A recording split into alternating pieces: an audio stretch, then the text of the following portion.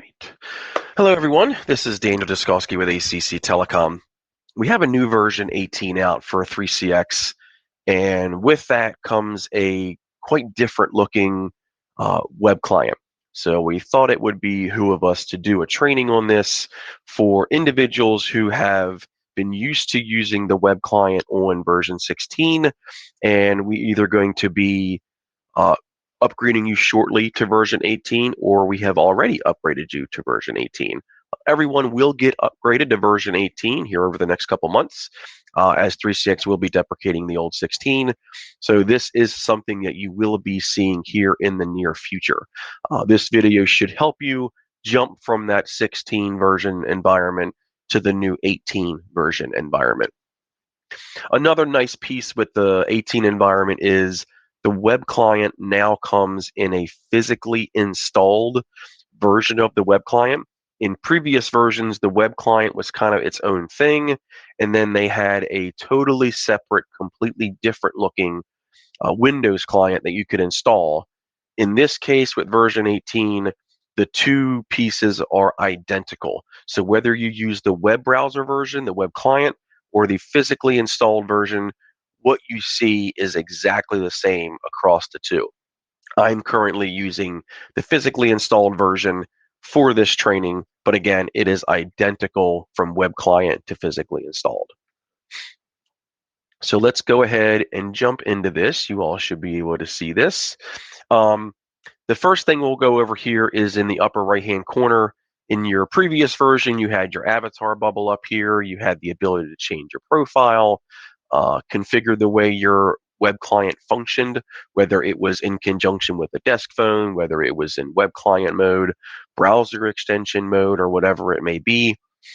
All that got moved over here now. So what used to be in the upper right-hand corner has now been moved to the upper left-hand corner, where the avatar picture here is now, for me, my picture. What's up here in the right-hand corner now? This is a quick link to 3CX's website, quick link to the help files, quick link to downloading the iOS and Android apps, and this just brings up a dialer. This here is to go back to the meeting that I'm using to record this session. But over here on the left-hand side is where they put the new avatar button, and when you click it, a menu appears. Here is where you get your access back to changing what profile you currently are in. Right now, I'm currently in Do Not Disturb, as you can see it. There's the red key, doing a training recording. If I want to go to Available, I just click it, lunch, away, whatever it is. I still have my pencil icon here for updating the custom status message, just like you had before. No difference there. Your access to temporary status is still here. And this is where they move the logging in and out of your queues. So if you are somewhere that uses the call center environment and you're an agent in one of those queues, you hit this here. If you're currently logged in, it says this, log out from queue. If you're currently logged out, this will say log into queue. So it's simply a click on, click off kind of deal. The other thing here, you'll see your name and your extension. If you click that, it actually takes you into the settings of your extension. You can still access that from the three little dots here and going into settings. Takes you to the exact same screen. It's the same thing as the settings that used to be down the left-hand side on the previous version on 16. In here, you got access to general, chat, audio, video, view status, and a couple other things. The general tab is where you can update your picture, you can fill in your mobile. The other important piece is changing your password. You used to access this by clicking the avatar button up here. A menu appeared and the very first thing said change password. That's now here under your general area under settings. So if you need to update your password, this is where it's now at. The chat settings, pretty much the same as before, how you get notified. Audio video is still here. One thing they added here, this is the drop down now to change whether you're in conjunction with a desk phone or functioning it by itself. It's no longer that drop down up here like it used to be. It's under the audio video settings. And then the rest of your AV settings are down here as well for ringer, speaker, mic, and camera. The view menu is pretty much the same. You can still choose to show unregistered extensions if you want. You can choose to sort by number on the people screen as opposed to first last name kind of deal. as well as all the other settings that you're kind of used to. Status, this is where you can access your different profiles, you're available, you're away. All this is the same. If you're used to changing it before, no different here. You can just click through and change the settings you need to change. Greetings, same thing here, really no difference here from what you had before. Integration, if you were doing some kind of integration to a CRM. Scan QR code, no difference than you had before. This is for setting up your mobile app. The BLF menu, this is changing the physical buttons on your desk phone, no different here. So if you knew how to do it before, you're still good. Hotkeys, this was something that's been around for a while. They removed it apparently from the initial version of this, and I guess some people complained because they put it back. I personally have never come across anybody that's wanted to use it, but it is here. What hotkeys are basically you can set specific keys on your keyboard to do specific functions. I've never found a reason for it to click and type through with the mouse is just, for me, a better option, but there are some people that like to have a button that does a particular blind transfer, an attended transfer, an answer the call. Instead of having to click, they can hit a button on the keyboard. So that ability is here if you want it. Was actually removed for a bit, and they've brought it back. So that's it for the settings. Down here on the left-hand side, you were used to before having all your different menu options. Most of them are still here, visible. They're all still here in one form. Some of them just got hid under this 3 dots. So your contacts, your voicemail, recordings, and settings are all under the 3 dots, just no longer a separate button like they used to be on 16. If we go into people, this actually did change to team at one point. And again, I think they got some complaints and they changed it back to people because it did say team when its original release for version 18, but it is now back to people. This screen looks different, but is still pretty much the same. You can still see the people in the company. You still get your present indication with the green, the red, or the yellow, or whatever profile they're in. You can look through your different type of groups. Initially on the old version, when you clicked people, a list of your different groups showed up to the right.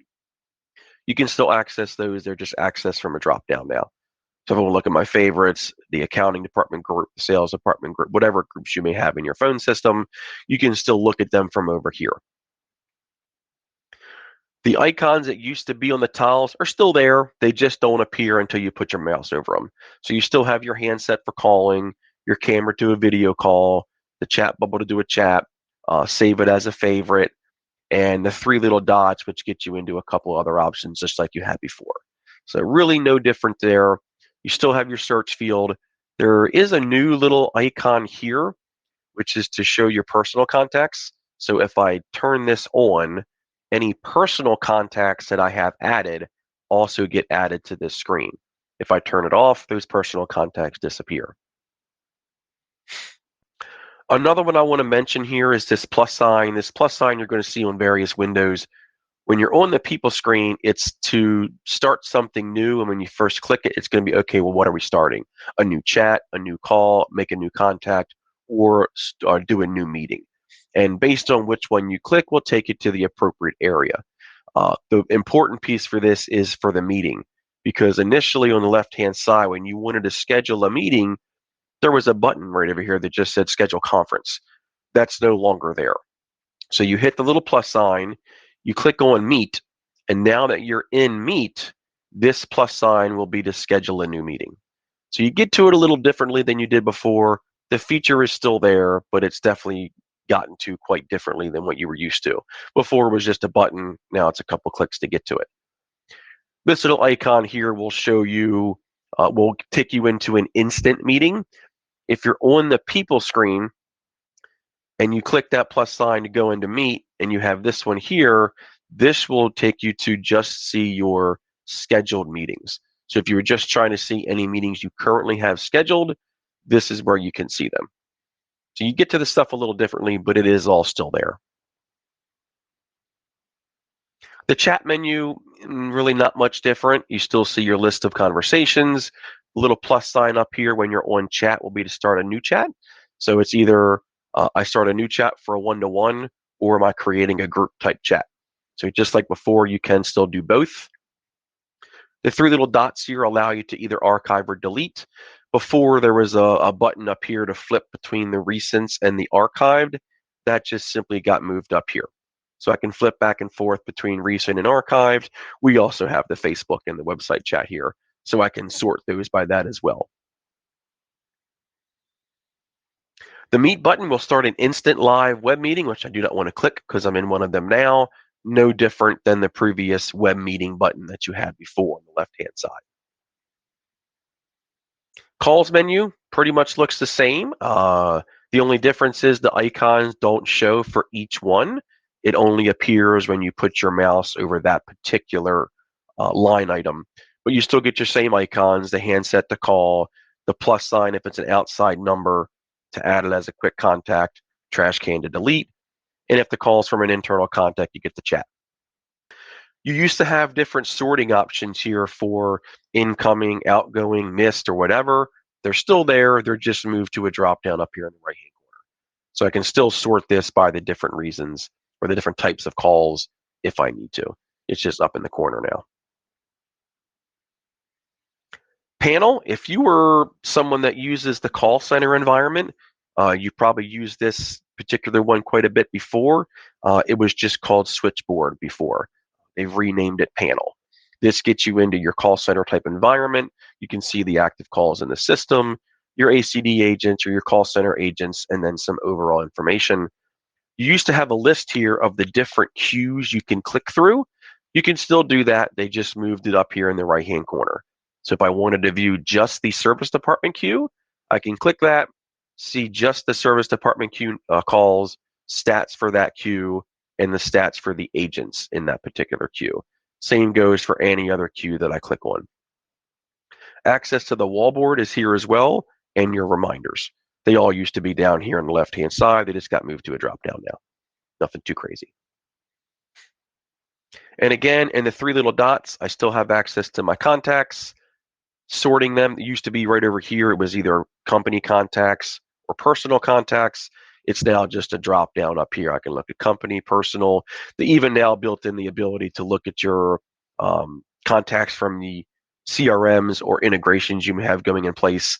So if you do the Microsoft 365 integration, you can look at contacts for that as well as for CRM. Other than that, it's pretty much the same. Handset to call the number, three dots for edit and delete. And then, of course, the plus sign to add a new contact if you needed to.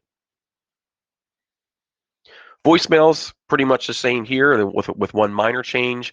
You still see your list of voicemails. You still get your icons. Again, just not all at the same time.